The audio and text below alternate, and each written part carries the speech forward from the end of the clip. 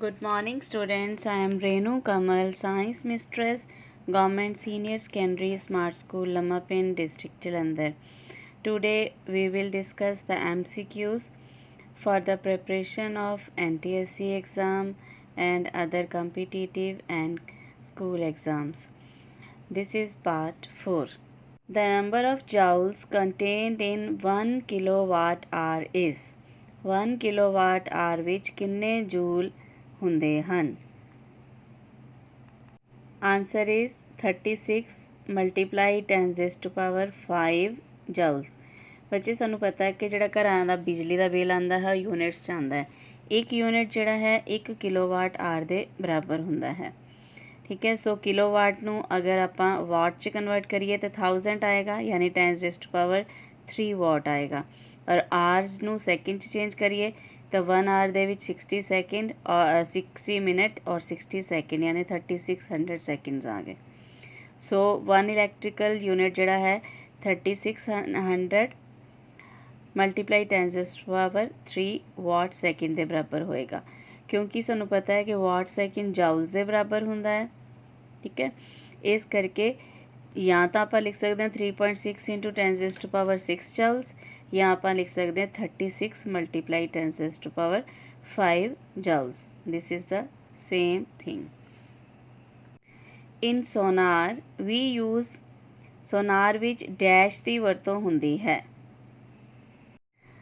बच्चे सोनार दे विच ultrasonic waves यानी पराधुनी तरंगां दी वरतों ਕੀਤੀ ਜਾਂਦੀ ਹੈ, ਜਿਵੇਂ ਕਿ ਤੁਸੀਂ ਡਾਇਗਰਾਮ 'ਚ ਵੀ ਦੇਖ ਰਹੇ ਹੋ ਕਿ ਟਰਾਂਸਮੀਟਰਸ ਲੱਗੇ ਹੁੰਦੇ ਹੈ। ਅਲਟਰਾਸਾਊਂਡ ਜਿਹੜੀਆਂ ਪਲਸਿਸ ਹੈ ਉਹ ਪ੍ਰੋਡਿਊਸ ਕੀਤੀਆਂ ਜਾਂਦੀਆਂ ਔਰ ਉਹ ਧਰਤੀ ਦੀ ਸਤਹ ਜਿਹੜੀ ਹੈ ਸਮੁੰਦਰ ਦੇ ਅੰਦਰ ਜਿਹੜੀ ਸਤਹ ਹੈ ਉਹਨੂੰ ਟਕਰਾ ਕੇ ਰਿਫਲੈਕਟ ਹੋ ਜਾਂਦੀਆਂ ਹਨ ਸਾਊਂਡ ਵੇਵਸ ਜਿਹੜੀਆਂ ਹੈ ਬਾਟਮ ਆਫ ਦਾ ਸੀ ਤੋਂ, ਔਰ ਫਿਰ ਰਿਸੀਵਰ ਉਸ ਨੂੰ ਰਿਸੀਵ ਕਰਦਾ ਹੈ, ਜਿਹਦੇ ਨਾਲ ਸਾਨੂੰ ਪਤਾ ਲੱਗ ਜਾਂਦਾ ਹੈ ਕਿ ਜਿੱਥੇ ਉਹ ਰੇਜ਼ ਟਕਰਾ ਰਹੀਆਂ ਹੈ ਉੱਥੇ ਕੋਈ ਆਬਜੈਕਟ या कोई एनिमी है कि नहीं है। So ultrasonic waves are useful in sonar technique. When we change feeble sound to loud sound we increase its. जेकर असी मध्यम ਧੁਨੀ ਨੂੰ ਉੱਚੀ ਧੁਨੀ ਵਿੱਚ ਬਦਲਦੇ ਹਾਂ ਤਾਂ ਅਸੀਂ ਧੁਨੀ ਦਾ ਡੈਸ਼ ਵਧਾਉਂਦੇ ਹਾਂ। आंसर इज एम्पलीट्यूड या आयाम, क्योंकि बच्चे देखो जिमें कि डायग्राम 'ਚ पता लग रहा है कि अगर एम्पलीट्यूड घट है तो आवाज़ भी हौली होएगी और उसकी पिच भी घट होएगी, जबकि जे हाई पिच है एम्पलीट्यूड ज़्यादा होएगा और जे जिन्ना ज़्यादा एम्पलीट्यूड होएगा उन्नी आवाज़ भी उच्ची होएगी, लाउडर होएगी। So amplitude is responsible for its loudness. Earthquake produces which kind of sound before the main shock wave begins? ਭੂਚਾਲ ਦੇ ਸ਼ੁਰੂ ਹੋਣ ਤੋਂ ਪਹਿਲਾਂ ਕਿਸ ਕਿਸਮ ਦੀ ਧੁਨੀ ਪੈਦਾ ਹੁੰਦੀ ਹੈ? ਆਂਸਰ ਇਜ਼ ਇਨਫਰਾਸਾਊਂਡ ਜਾਂ ਨੀਮ ਧੁਨੀ ਪੈਦਾ ਹੁੰਦੀ ਹੈ, ਕਿਉਂਕਿ ਜਿਹੜੇ ਸੋਰਸਿਸ ਆਫ ਇਨਫਰਾਸਾਊਂਡਸ ਹੈ ਜਿਵੇਂ ਕਿ ਤੁਸੀਂ ਡਾਇਗਰਾਮ 'ਚ ਵੀ ਦੇਖ ਰਹੇ ਹੋ, ਇਹ ਸਾਰੇ ਜਿਹੜੇ ਦਿਖਾਏ ਗਏ ਹੈ ਸੋਰਸਿਸ, ਅਰਥਕੁਏਕ ਹੋ ਗਿਆ ਜਾਂ ਮੀਟਿਓਰਸ ਹੋ ਗਏ, ਇਹ ਸਾਰੇ ਸੋਰਸਿਸ ਜਿਹੜੇ ਹੈਗੇ ਆ ਇਨਫਰਾਸਾਊਂਡਸ ਪ੍ਰੋਡਿਊਸ ਕਰਦੇ ਆ। ਇਨਫਰਾਸਾਊਂਡ ਕੈਨ ਬੀ ਹਰਡ ਬਾਏ, ਨੀਮ ਧੁਨੀ ਡੈਸ਼ ਸੁਣ ਸਕਦਾ ਹੈ। ਆਂਸਰ ਇਜ਼ ਰਾਈਨੋਸੀਰੋਸ ਜਾਂ ਗੈਂਡਾ, ਜਿਵੇਂ ਕਿ ਤੁਸੀਂ ਡਾਇਗਰਾਮ 'ਚ ਵੀ ਦੇਖ ਰਹੇ ਹੋ ਕਿ ਇਨਫਰਾਸਾਊਂਡ ਜਿਹੜੇ ਐਨੀਮਲਸ ਹੈ ਉਹ ਕਿਹੜੇ ਹੈ? ਵੇਲ, elephant, rhinos and tigers. They can produce sounds below 20 hertz. The lower the frequency, the farther the distance to sound can travel. ਗੈਂਡਾ ਜਿਹੜਾ ਹੈ ਉਹ ਸੁਣ ਸਕਦਾ ਹੈ ਇਨਫਰਾਸਾਊਂਡਸ ਨੂੰ।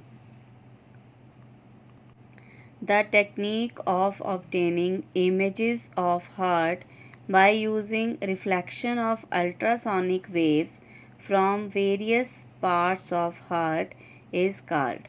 ਪ੍ਰਾਧੁਨੀ ਤਰੰਗਾਂ ਦੇ ਪ੍ਰਵਰਤਨ ਨਾਲ ਦਿਲ ਦੇ ਵੱਖ-ਵੱਖ ਕੋਨਿਆਂ ਦੇ ਪ੍ਰਤੀਬਿੰਬ ਲੈਣ ਦੀ ਤਕਨੀਕ ਨੂੰ ਡੈਸ਼ ਕਹਿੰਦੇ ਹਨ।